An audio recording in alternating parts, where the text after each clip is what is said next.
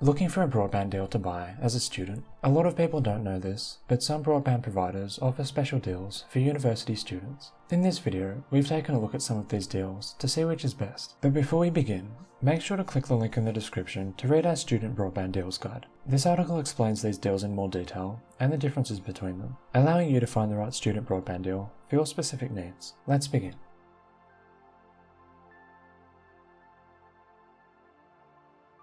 So when you're buying broadband as a student, there's a few important things to consider. The first is how much bandwidth you need. The last thing you want is not having enough bandwidth and then having really slow internet, especially when a lot of people get online. This is particularly likely to happen if you're sharing accommodation with other people. If there's a lot of people living at home and they're often online, you need to make sure you have enough bandwidth or things will be really slow and your connection might even drop out. But on the other hand, you don't want to spend too much money as a student, and getting ultra-fast broadband can be really expensive. To figure out how much bandwidth you need, you can use our bandwidth needs calculator, which we've linked to in the description. Just come to the calculator and put in some basic details about who lives at home and how you use the internet. Then click calculate, and the calculator will give you a rough idea of a minimum download and upload speed you need. So in this example, with 4 people online and doing quite a lot of intensive internet activities, you want at least 120 megabits per second. So you'll probably want to look at plans with 150 megabit download speed. The second thing to consider is the contract length. Most broadband deals in the UK at the moment come with an 18 or 24 month minimum contract. If you need to leave the contract early, you normally need to pay almost the entire remaining value of the contract before your provider will let you leave. So getting the right contract length is really important, especially as a student. If you know you'll be staying in the same place for at least 2 years, a 24-month contract should be fine. But a lot of the time, as a university student, you don't want to commit for more than 12 months. And finally, the last thing to consider is the router that the provider offers you. This is particularly important in shared accommodation with a lot of people online. You need to ensure you'll get decent Wi-Fi speeds and good coverage throughout the house. If you're in a bigger house with 3 or more people online, you really want to look for a Wi-Fi 6 router. This is the latest Wi-Fi standard, and it offers better speeds and signal than the Wi-Fi 5 routers that a lot of providers offer. You may also want to invest in a mesh Wi-Fi setup if you're in a large house, but you'll need to buy this separately most of the time.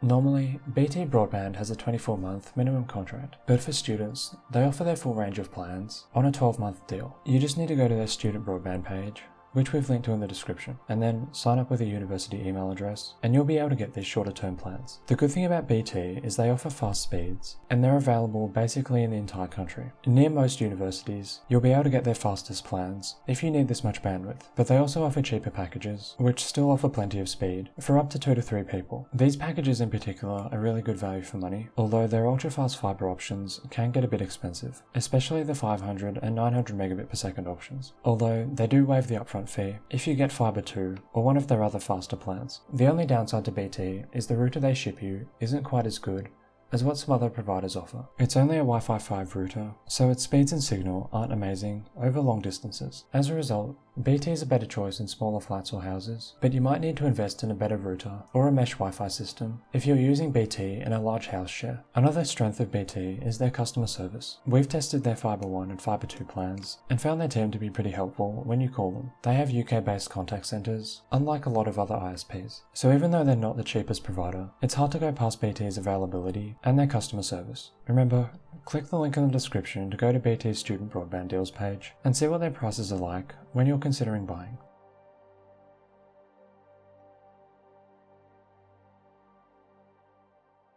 Hyperoptic is an independent company that's built their own broadband network. They're not as widely available as BT, but Hyperoptic's coverage is focused around city centres, meaning there's a really good chance you can get Hyperoptic if you live near a university. With Hyperoptic, you can get much better value for money than BT. Their monthly costs are generally a bit lower, although there is a decent upfront fee on their student broadband deals. The other benefit of Hyperoptic is you don't have to lock in for 12 months. Each of these plans is available on a month-to-month basis. This is really good to see, and it's quite rare to find a major provider that offers this. Also, Hyperoptic speeds are symmetric, so if you get their 500 megabit plan for example, you'll get a 500 megabit download and upload speed. With BT, it's only a 73 megabit upload speed, with their 500 megabit download plan. This can be quite helpful if you're studying multimedia or something like that, and you often need to make large uploads. Not to mention, Hyperoptic's router is better than the one that BT ships you. It comes with Wi-Fi 6, meaning it offers better speeds and signal. Basically, Hyperoptic is better than BT in almost every respect, especially when buying broadband as a student. The only reason we don't mention them first is because of their limited availability. So make sure to click the link to the Hyperoptic website in the description and put in the postcode of your student accommodation to see if you can get their broadband service at your address.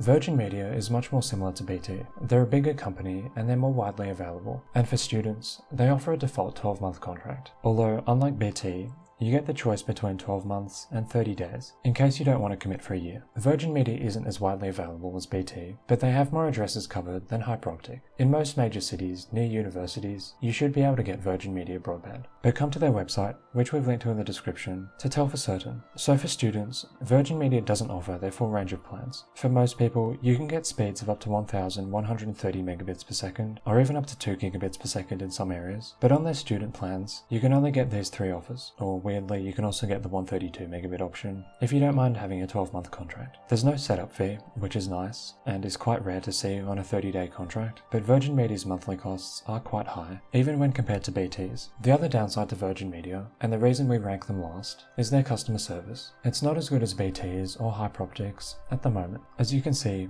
this Ofcom report looks at broadband complaints per 100,000 customers for each of the major providers. BT does okay, sort of in the upper middle range, but Virgin Media has double the number of complaints. Second last to Now Broadband. Hyperoptic isn't on here because they're not big enough, but they'd probably be around here somewhere. Their customer service is really good. So while Virgin Media might be worth looking at, in most cases, BT will be a better choice.